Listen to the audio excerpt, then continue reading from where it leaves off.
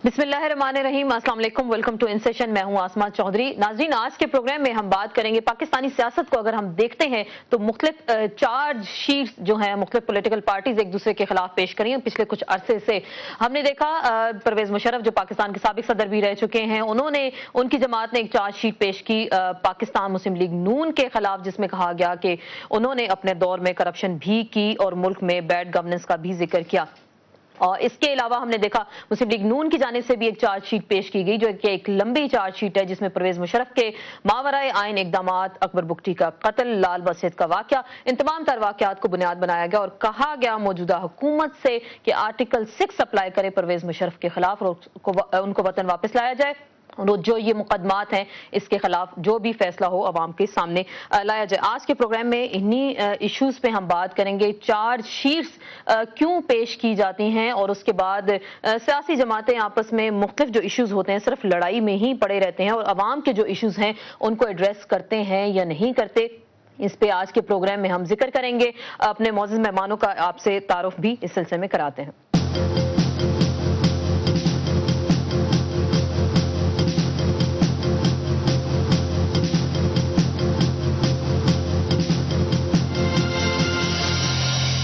नाज़रीन, प्रोग्राम में जिक्र करेंगे कुछ चार्ज शीट्स के हवाले से और मुल्क के जो मौजूदा हालात हैं इनका जिम्मेदार कौन है। हमेशा कहा जाता है कि परवेज मुशर्रफ तमाम तर हालात का जिम्मेदार है। अपने मौजूद मेहमानों का तारुफ कराते हैं। स्टूडियोज में जो हमारे साथ तशरीफ रखते हैं मोहम्मद हनीफ अब्बासी साहब, सीनियर रहनुमा पाकिस्तान मुस्लिम लीग नून से आपका ताल्लुक है। आपके साथ थोड़ी देर में हमें ज्वाइन करेंगे आसमा अरबाब आलमगीर साहिबा, मुशीर हैं वज़ीर आज़म की सैफरन पे। हमारे साथ तशरीफ रखते हैं फवाद चौधरी साहब, तर्जुमान हैं ऑल पाकिस्तान मुस्लिम लीग के और परवेज मुशर्रफ साहब के भी तर्जुमान हैं। आपको वेलकम कहते हैं। बार बार चार्ज शीट्स का जिक्र किया जाता है, आपकी जमात ने पेश की, इनकी जमात ने पेश की। मुल्क के मौजूदा हालात का अगर हम जिक्र कर लें तो जिम्मेदार कौन है इस वक्त? देखिए आसमा, पहली बात तो ये है कि ये कोई इशू नहीं है जिसके ऊपर आज आप प्रोग्राम कर रही हैं। ये नॉन इशू आपको लग रहा है? और दूसरी बात ये वजह, इसकी वजह मैं वजह बता दूंगा आपको, और दूसरी बात ये है कि बुनियादी तौर के ऊपर इस वक्त लोग जो आपसे सुनना चाहते हैं वो लोगों के जो बुनियादी मसाइल इस वक्त हल नहीं हो रहे और कौन उसको हल नहीं कर रहा। अब चार्ज शीट्स ये मुआशरे के अंदर एक बड़ा एक यूनिवर्सल ट्रूथ है कि मुआशरे के अंदर उस बंदे की अहमियत होती है, उसकी बात की अहमियत होती है जिसकी कोई क्रेडिबिलिटी होती है। ठीक, कभी किसी चोर की, डाकू की, राजन की कभी आपने अहमियत देखी है किसी मुआशरे में? कभी उसकी बात को कभी किसी ने अहमियत दी है? मेरा एक क्वेश्चन आपसे, ठीक, और मैं तो किसी सूरत भी मुझे, क्योंकि इशू आपके जो थे कोऑर्डिनेटर, उससे तो मुझे इश्यूज के ऊपर बुलाया था। बिल्कुल, ये भी एक इशू है। नहीं, कोई इशू नहीं है क्योंकि आपकी जमात ने चार्ज शीट पेश की, इनकी जमात की, मैं बता देता हूं क्योंकि हम पाकिस्तानी सियासत को जब बार बार डिस्कस करते हैं ना, वजह मैं आपको समझा दूं। मैं थोड़ी सी समझा मुझे वजह आती है कि जब हम डिस्कस करते हैं ना पाकिस्तानी सियासत, ब्लेम गेम, उसने ये कर दिया, उसने वो कर दिया। मैं आसमा वही मैं कहना चाहता था ना कि अगर आप पेट्रोल के लेवी पे आ जाते कि भाई 8 रुपए 10 रुपए हो रहा है, रेंटल पावर जो आज लगा महंगा तरीन दुनिया का, उसके ऊपर बात करते आप ये भी बात करते कि अगर पंजाब के किसी जगह के ऊपर स्कूलों में गधे या घोड़े बंधे हुए हैं तो उस पर बात मैं करने के लिए तैयार था। फिर इसी तरीके से अगर इंटीरियर सिंध में ये सूरत हाल है उस पर मैं करने के लिए तैयार था। लेकिन बहरहाल क्योंकि आपने ये इशू उठाया है तो इसका जवाब मैंने आपको जिस तरह पहले मैंने अपने इंट्रो में कहा है वो मैं बात उसको मैं दोबारा मुकम्मल कर देता हूं। देखिए ना, इस मुल्क के अंदर आइन और कानून हर आम शहरी से लेके तमाम लोगों तक उसका एहतराम लाजम है।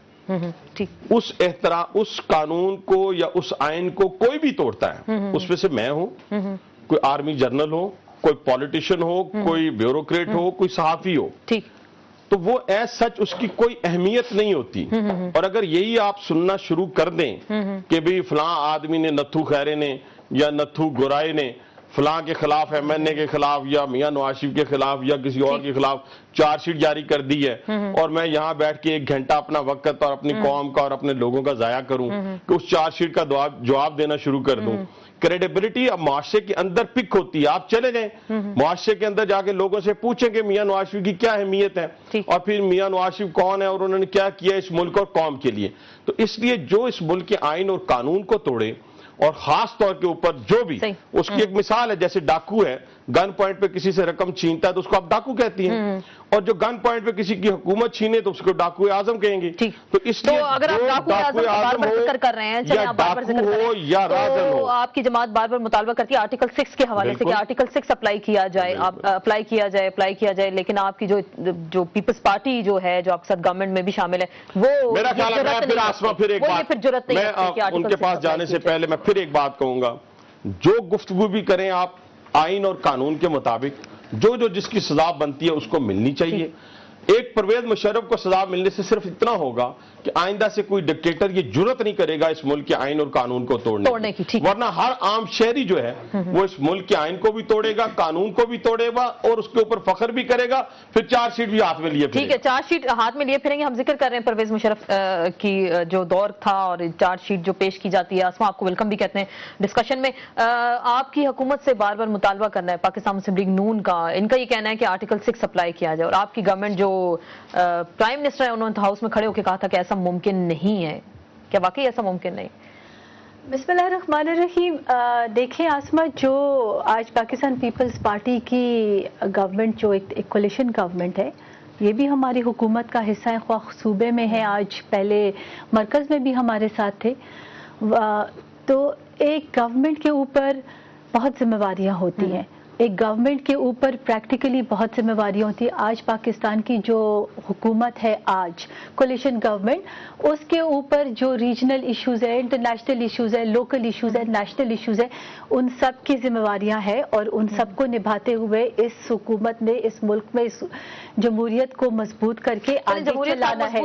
लेकिन तो यहाँ पर अगर बात आती है, हॉलब्रुक कहते हैं कि पाकिस्तान में शफाफ हुकूमत चाहिए और गुड गवर्नेंस हम चाहते हैं, तो ये रिचर्ड हॉलब्रुक आके आपको कहते हैं क्या पाकिस्तान अमेरिका की मिनी स्टेट है कि वो इस तरह की अगर हम मुशर्रफ साहब की बात करें प्रैक्टिकली, ख्वाह उसको कोई डील कहे, कुछ भी कहे, प्रेसिडेंट्स हाउस से उनको निकाला इसी गवर्नमेंट ने, किसकी वजह से निकाला? नून लीग ने साथ दिया था। देखिए, नून लीग अगर साथ देगी तो जमहूरियत का साथ देगी।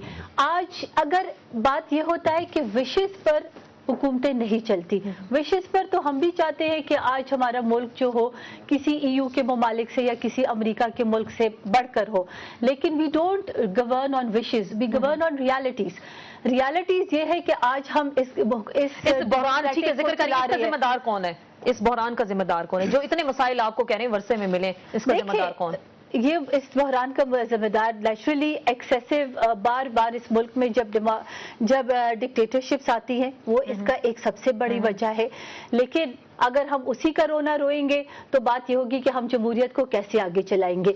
इनको अगर हम पहले डे वन से कह रहे हैं कि आप इस हुकूमत का नहीं, इस जमहूरियत का साथ दें, तो इनके जो है इश्यूज दिन ब दिन और इनकी प्रायोरिटीज बदलती रहती हैं।